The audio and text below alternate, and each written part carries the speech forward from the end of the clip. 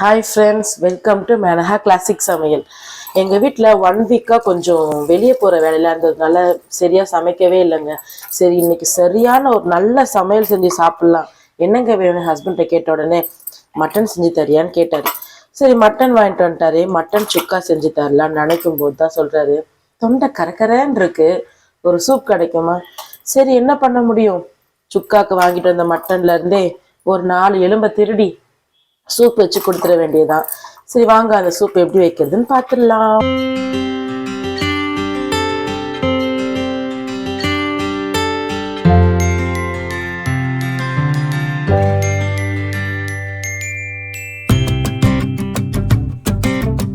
எப்பவுமே மட்டன் கொஞ்சம் நம்ம வாஷ் பண்ணுறதுக்கு ரொம்ப ஈஸியாக இருக்கும். அதிகமாக இதில் ரத்தமோ அந்த மாதிரி எதுவுமே இருக்காது. எப்பவுமே எந்த ஒரு நான்வெஜ்ஜாக இருந்தாலும் 3rd டைம் வாஷ் பண்ணும்போது மஞ்சள் சேர்த்து ஒரு 5 மினிட்ஸ் நல்லா ஊற வச்சுட்டு அப்புறமா வாஷ் பண்ணோன்னா நான்வெஜ்லேருந்து வர அந்த பச்சை ஸ்மெல் வராது. ஸோ இப்போ நான் இதை ஒரு 5 மினிட்ஸ் ஊற வச்சுக்க போகிறேன் மஞ்சள் தண்ணியிலேயே. மட்டன் மஞ்சள்ல ஊற அந்த டைமுக்குள்ள நம்ம சூப்பு கெடுத்து ரெடி பண்ணிடலாம். ஒரு 4 பூண்டு நம்ம இந்த குத்துக்கல்ல போட்டு நல்லா தட்டி எடுத்துக்கலாம். நம்ம பேஸ்டா போடுறதை விட சூப்புக்கு ரசத்துக்குலாம் இந்த மாதிரி தட்டி போட்டாதான் வாசனை டேஸ்ட் எல்லாமே சூப்பரா இருக்கும். அப்புறமா ஒரு 2 துண்டு இஞ்சி, அதையும் நல்லா தட்டிக்கலாம். அடுத்து மிளகு 1 ஸ்பூன் சேர்த்துக்கலாம்.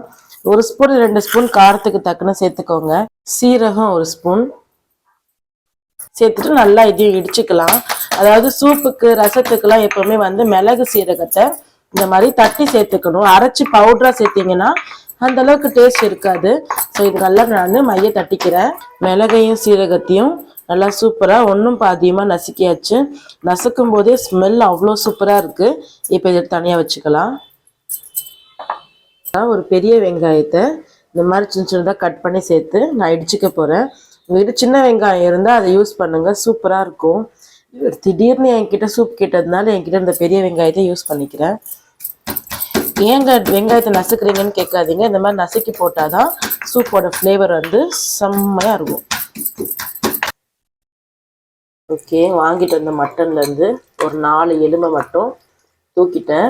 இது 4 எலும்பு மட்டும் போட்டு கொஞ்சமாக சூப் வச்சு அவருக்கு கொடுத்துருவேன். வாங்க சூப் எப்படி செய்யுதுன்னு பார்த்துடலாம். எப்பவுமே சூப் வைக்கும்போது இந்த மாதிரி நல்லி எலும்பை கொஞ்சம் நசுக்கிக்கணும். நசுக்கிட்டு நீங்கள் சூப்பில் சேர்க்கும்போது டேஸ்ட் சூப்பராக இருக்கும். நல்லா இந்த எலும்போட சாரெல்லாம் சூப்பில் இறங்கும். இப்போ நம்ம சூப்பை குக்கரில் தான் செய்ய போகிறோம். குக்கரை அடுப்பில் வச்சுட்டு கொஞ்சமாக எண்ணெய் சேர்த்துக்கலாம். சூப்புக்கு நிறைய எண்ணெய் சேர்க்க வேணாம். காஞ்சதுக்கு அப்புறமா கொஞ்சமாக சோம்பு, ஒரு 2 கிராம்பு, சின்ன சைஸ் பட்டை. இப்போ நல்லா காஞ்ச உடனே நம்ம நசுக்கி வச்சிருக்க வெங்காயம் சேர்த்துட்டு இஞ்சி பூண்டையும் சேர்த்துக்கலாம். கூடவே சின்னதாக ஒரு பச்சை மிளகா சேர்த்துட்டு நல்லா வதக்கிடலாம். வதக்கும் போது இது கூட கொஞ்சம் சால்ட் சேர்த்துக்கலாம்.